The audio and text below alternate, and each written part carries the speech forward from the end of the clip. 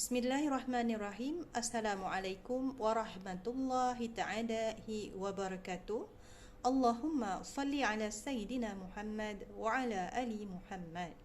Rabbi shrah li sadri wa yassir li amri wahlul 'uqdatan min lisani yafqahu qawli. Saya Nursiah binti Muhammad Ali, pelajar Sijil Profesional Haji dan Umrah batch ke-11 ambilan Mac 2023 akan berkongsi ilmu dengan sidang penonton berkaitan dengan salah satu daripada rukun haji dan umrah, iaitu ibadat sa'i.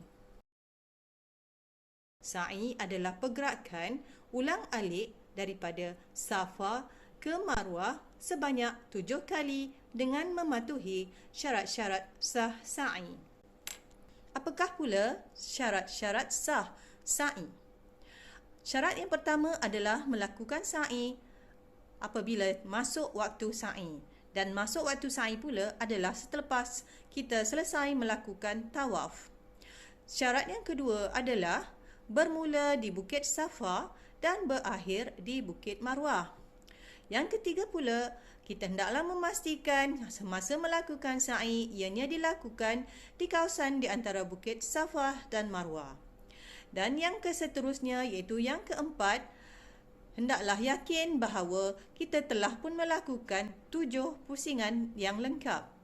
Dan seterusnya yang kelima adalah memastikan bahawa tujuan kita melakukan sa'i adalah semata-mata kerana ibadat sa'i itu sendiri dan bukannya disebabkan oleh sebab-sebab lain, seumpamanya mencari rakan, mencari barang yang tercicir atau tertinggal. Sekiranya ini berlaku, tuan-puan hendaklah menggantikan pusingan tersebut atau melakukannya dengan bermula di titik asal, sama ada pusingan tersebut adalah pusingan ketiga, kita bermula semula di Safa dan berakhir di Marwah. Yang dimaksudkan dengan 7 pusingan.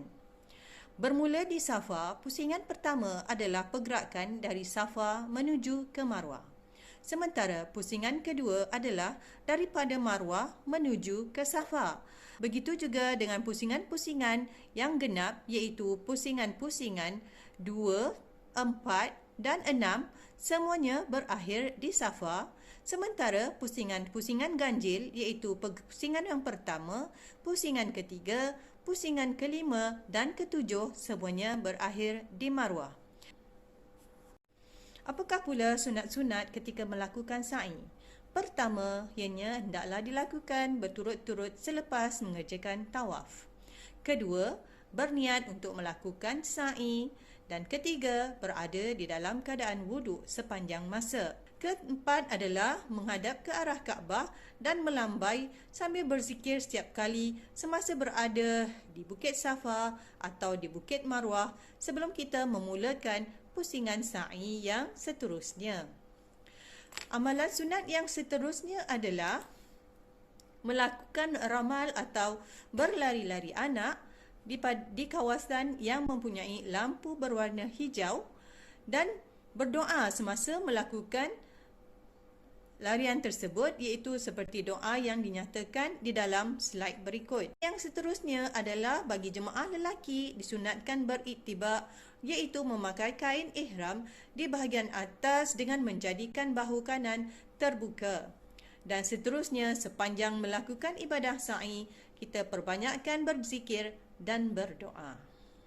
Sebagai kesimpulan, kita dapat rumuskan bahawa ibadah sa'i adalah merupakan usaha Siti Hajar yang berikhtiar mendapatkan sumber rezeki untuk anaknya Nabi Ismail alaihissalam.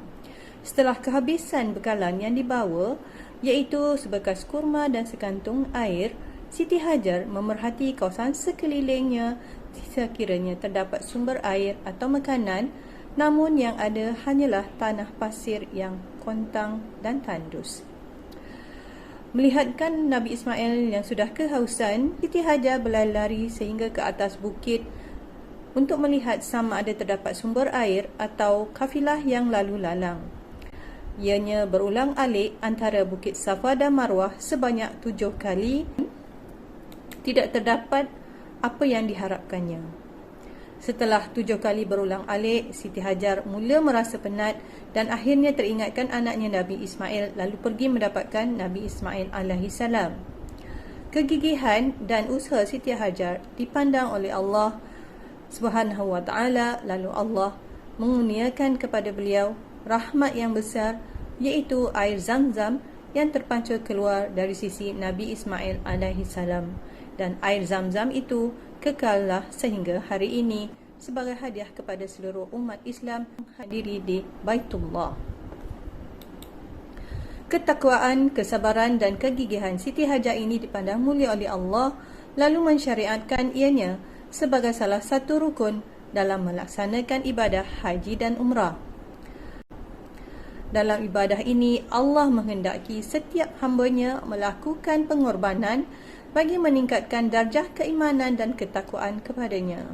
Amalan ini juga melambangkan pengorbanan sebuah keluarga, iaitu keluarga Nabi Ibrahim alaihissalam, isterinya Siti Hajar dan anaknya yang masih kecil ketika itu, iaitu Nabi Ismail alaihissalam, dalam mentaati perintah Allah Subhanahu wa taala. Sekian, terima kasih. Segala yang baik adalah daripada Allah Subhanahu wa taala dan segala cacat celah dalam penyediaan video ini adalah daripada kesilapan diri saya sendiri. Wabillahi taufiq wal hidayah. Wassalamualaikum warahmatullahi taala wabarakatuh.